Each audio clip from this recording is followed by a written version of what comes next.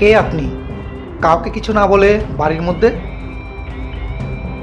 আপনি হয়তো জানেন না এটা সাংবাদিকের বাড়ি। জানি তো, এটা সাংবাদিকের বাড়ি।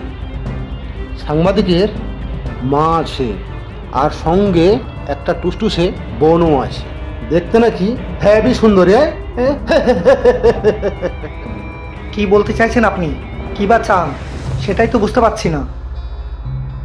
পারবেন পারবেন, সবই বুঝতে পারবেন। আমার হাতে সময় কিন্তু খুবই কম, সোজাসুজি পয়েন্টে আছে।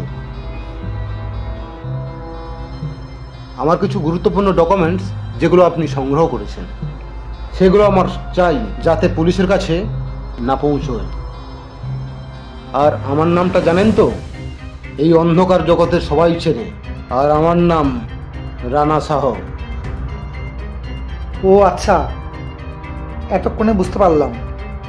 কিন্তু আপনি যেটা চাইছেন সেটা আমি জীবন থাকতে কোনোদিন আপনাকে দিতে পারবো না। নানা সাহ উঁচু গলায় কথা পছন্দ করে না। আজ পর্যন্ত যা চেয়েছি তাই পেয়েছি। আমি বলছি কি, একটু কম্প্রোমাইজ করে না, এতে তোমারও ভালো আর আমারও ভালো। মানে আপনি আমাকে টাকার লোভ দেখাচ্ছেন? না না, লোভ ঠিক নয়।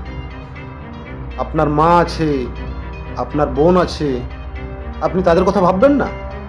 তাদের ভবিষ্যতের কথা। আপনার বোনটাকে বিয়ে দিতে হবে না নাকি? আর একটা বাজে কথা না বলে আমার বাড়ি থেকে বেরিয়ে যান। আর যদি না যান, আমি এক্ষুনি পুলিশকে ফোন করতে বাধ্য হব। আপনি একটু ভালো করে ভেবে বলতে পারতেন, তাতে আপনারই ভালো হতো। তাছাড়া আমি প্রথমে বন্ধুত্বের হাত বাড়িয়ে দিই, আর না মানলে আমার ভিতরের শয়তানটা কিন্তু বাইরে বেরিয়ে আসে। কাজটা কিন্তু আপনি মোটেও ভালো করলেন না।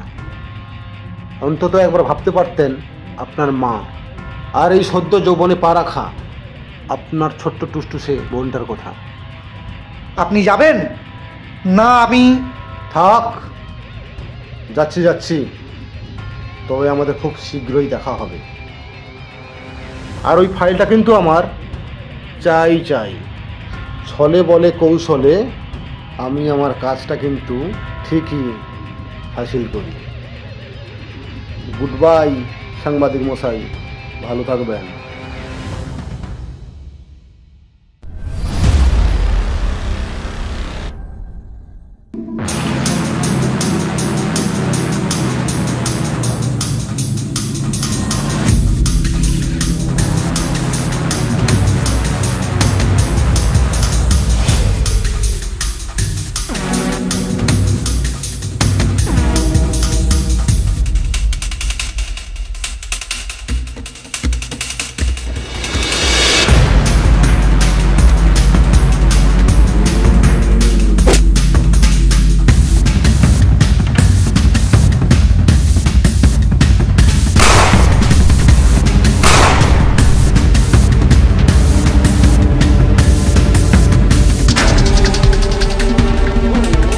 শালা সাংবাদিক আমার বসের বিরুদ্ধে যাওয়া? থু, তোর মতো 2 টাকার সাংবাদিক আমার বস পুষে রাখে পকেটে।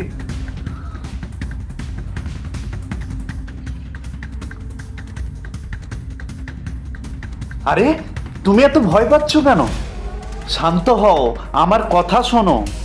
দেখো, আমি যা করেছি এটা আমার রোজকার কাজ। এই সমাজে মাথা উঁচু করে বাঁচতে হলে এই কাজই করতে হয়। যার হাতে রিভলভার থাকে সেই সম্মান পায়, আর তাকে সবাই ভয়ও করে। আমার কথা শোনো, তোমার ভয় পাওয়ার কোনো কারণ নেই। মনে করো এখানে কিছুই হয়নি, আর তুমি কিছুই দেখোনি। আমার কথা বুঝতে পারছো তো? এই তো লক্ষ্মী মেয়ে, তোমার ভয় পাওয়ার কোনো কারণ নেই। তবে মনে রেখো, তুমি কিন্তু কিছুই দেখোনি আর কিছুই শোনোনি। আমি তোমার ভালোর জন্যই বলছি।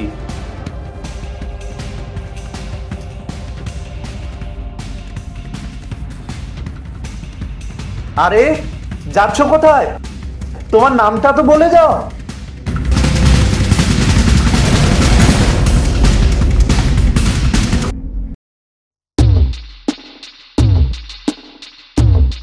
রোহান এখনো আসছে না কেন বুঝতে পারছি না।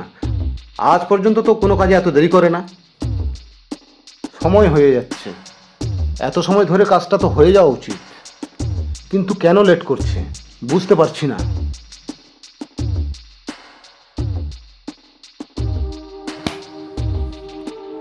কিন্তু ও কোনো সময় কোনো কাজ দেরি করে না, তাহলে আজ দেরি করছে কেন? ওকে আজ পর্যন্ত যত কাজ দিয়েছি সব কাজ করেছে। ওর হাতে খুন তো জল ভাতের মতন, কে আমার নিজের হাতে করে নিজের মতো করে গড়েছি। আমার বিশ্বাস আছে ও কাজটা ঠিক করতে পারবে, কিন্তু দেরি হচ্ছে কেন তার জন্যই আমার টেনশন হচ্ছে।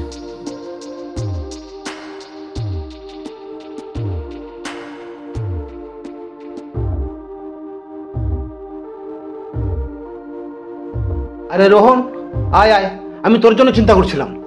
আয় আয় আয়, আমার বুকে আয়।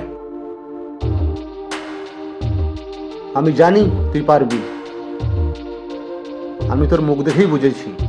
আমি তোকে যে কাজটা করতে দিয়েছিলাম তুই সে কাজটা করেছিস। আচ্ছা তুই প্রশ্ন করবি না? আমি তোকে যখন যে কাজটা দিয়েছি তুই মুখ বুঝে সেই কাজটা করেছিস। আমি জানি তুই কোনো প্রশ্নও করবি না। সবাই তোমাকে নানাশা নামে চিনলেও আমার কাছে তোমার পরিচয় অন্য। আমার মনে আছে যেদিন আমি গভীর রাতে ফুটপাতে বসে কাঁদছিলাম, কেউ আমাকে একটা রুটি দিয়েও বলেনি এই নে খেয়ে তোর পেট ভরা। যার কাছে চেয়েছি সবাই আমাকে দূর দূর করে তাড়িয়ে দিয়েছে।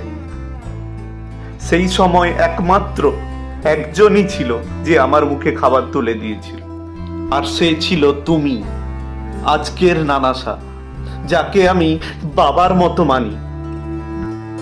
আমি তোমাকে কি করে প্রশ্ন করতে পারি? আমি জানি, তাছাড়া তোকে তো আমার নিজের ছেলের মতো করেই মানুষ করেছি। আর একদিন এই সাম্রাজ্যের মালিক তো তুই হবি। আমার এই টাকা পয়সা গাড়ি বাড়ি সব কিছু তো তোর হবে। একদিন চারিদিকে তোর নাম শোনা যাবে, তোর নামে সবাই ভয় থরথর করে কাঁপবে। চারিদিকে একটাই নাম, নাম্বার ওয়ার্ল্ড কিং রোহান। কি রে বল, তুই আমার স্বপ্নটা পূরণ করবি না? পারবি তো আমার স্বপ্নটা পূরণ করতে? কিন্তু আজকে আমার একটা কথা বড় জানতে ইচ্ছে করছে। কি কথা? আজকে যা করছি, এই যে নিজেদের স্বার্থের জন্য, টাকার জন্য কত মায়ের কোল খালি করছি, শুধু তোমার জন্য এত মানুষের অভিশাপ মাথায় পেতে নিচ্ছি। কিন্তু আর কতদিন, আর কতদিন? আমি যে আর পারছি না, আর পারছি না। আরে শোন শোন, মাথাটা ঠান্ডা কর। তাছাড়া তোর তো অনেক টাকা আমার কাছে জমা আছে। তুই এতদিন যত কাজকর্ম করেছিস অনেক টাকা জমা আছে। তুই যখনই চাইবি তখনই পাবি। টাকা? আচ্ছা, মানুষের জীবনের মূল্য কি টাকা দিয়ে হয়? বলো না, আজ খুব জানতে ইচ্ছে করছে। তুমি আমার জন্য যা যা করেছো সে আমি কোনোদিনও ভুলতে পারবো না, কিন্তু মানুষের জীবন নিয়ে খেলা না করলেই নয়।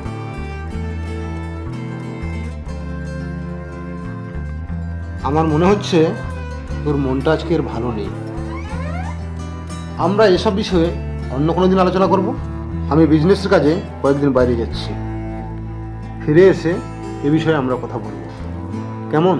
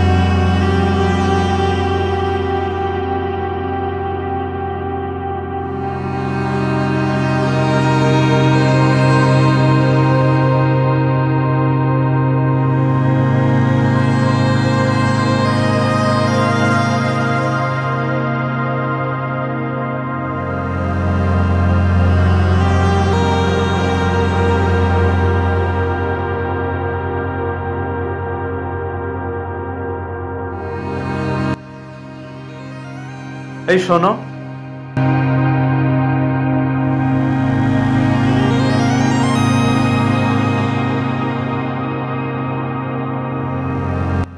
এ কি, আমার পথ আটকাচ্ছেন কেন? ছাড়ুন, যেতে দিন আমাকে। হ্যাঁ অবশ্যই, কিন্তু আমার তোমার সঙ্গে একটা কথা আছে। আগে কথাটা শোনো, তারপর না হয় যেও। আপনার কোনো কথা আমি শুনতে চাই না। আর কি বা শুনবো? আপনার প্রতিদিনের কাজ হচ্ছে মানুষকে খুন করা। আপনার সাথে আমার কোনো কথা থাকতে পারে না। ছাড়ুন, আমার পথ ছাড়ুন, আমাকে যেতে হবে। ও আচ্ছা, সেদিনের কথা তাহলে তুমি ভোলোনি। আমার উপর তোমার অনেক রাগ দেখছি। আপনার ওপর আমি কেন রাগ করতে যাব? আপনার সাথে আমি কোনো কথা বলতে চাই না। আচ্ছা, মানুষের জীবনে কি কোনো মূল্য আছে আপনার কাছে? শোনো, আমি নিজের জন্য এগুলো করি না। তুমি আমায় ভুল বুঝছো। আমি তোমায় যে কথা বলতে চাইছি, আগে তো শোনো। আপনি আবার কি বলবেন? কি বা বলতে পারেন? আর আপনার কাছে কি বা আশা করা যায়? আমি বুঝতে পারছি না আসলে, মানে আগে কোনোদিন সুন্দরী মেয়ের সঙ্গে এভাবে কথা বলিনি তো, তাই একটু আমি হয়তো ভালো করে বলতে পারবো না, কিন্তু আমার মনে হয় আমি যেমনই বলবো তুমি ঠিক তেমনই বুঝবে। তোমাকে সেদিন দেখে মনে হয়েছিল আমি কি সত্যি দেখতে এতটাই খারাপ? আমাকে সবাই এত ভয় পায়?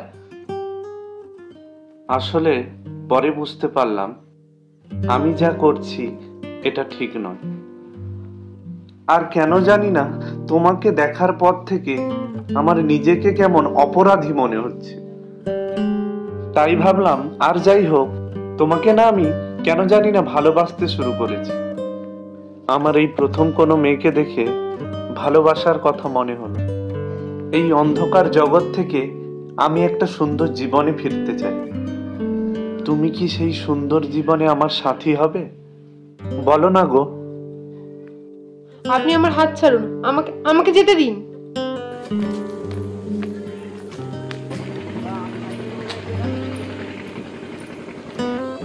আচ্ছা ঠিক আছে, আজ যাচ্ছ যাও, কিন্তু আমি তোমার জন্য অপেক্ষায় থাকবো।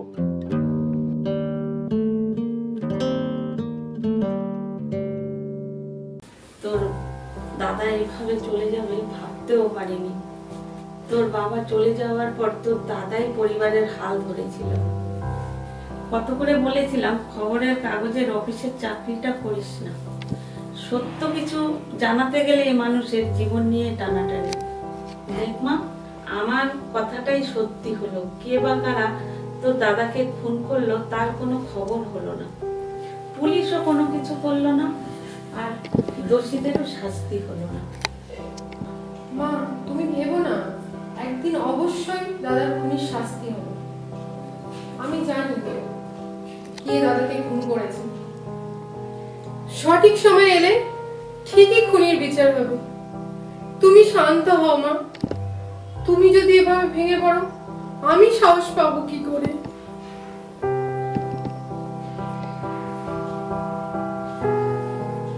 তোর কথা যেন সত্যি হয়, দাদা খুনির যেন বিচার হয়।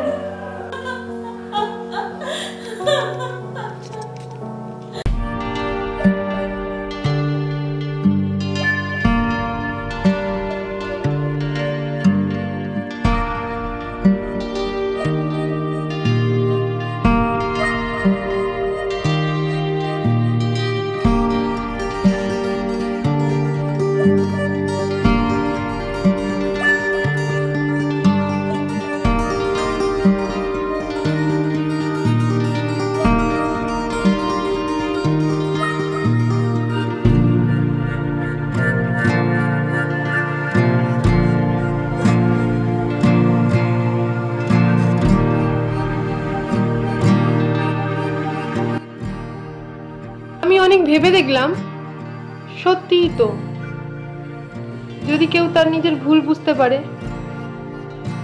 নিজের অপরাধের জন্য অনুতপ্ত হয় এবং অন্ধকার থেকে আলোর পথে আসতে চায়, তাহলে তার সঙ্গ দেওয়া অবশ্যই একজন মানুষ হিসাবে আমার দায়িত্ব।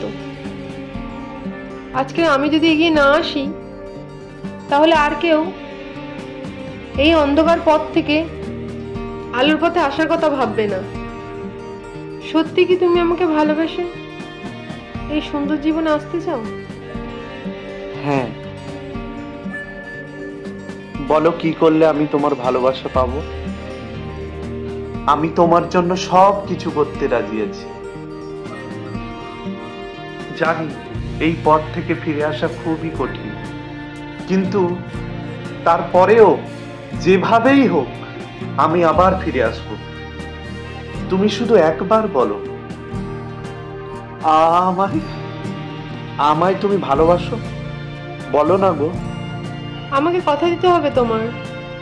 আমি যা বলবো তাই করবে, যা করতে বলবো তাই করবে। বলো, আমাকে কথা দাও। আচ্ছা বলো তুমি কি চাও, বলো। তোমার রিভলভারটা আমার হাতে দাও, আর কথা দাও আর কোনোদিন অস্ত্র হাতে তুলে নেবে না, আর কোনো মায়ের কোল খালি করবে না, আর কোনো পরিবারকে নিঃস্ব করবে না। আমিও কথা দিচ্ছি, সারা জীবন আমি তোমার হয়ে থাকবো।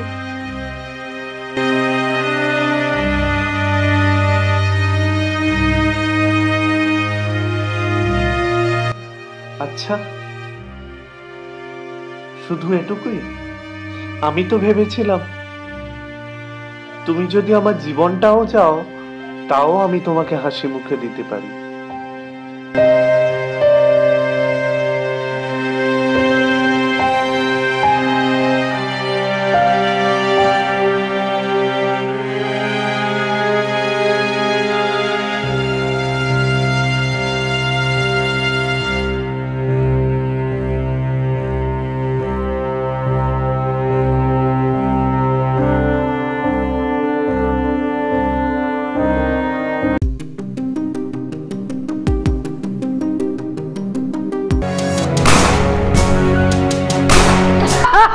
তুমি এটা কেন করলে?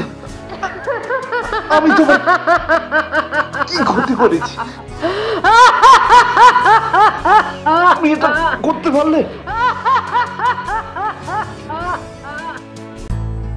কেন করলাম?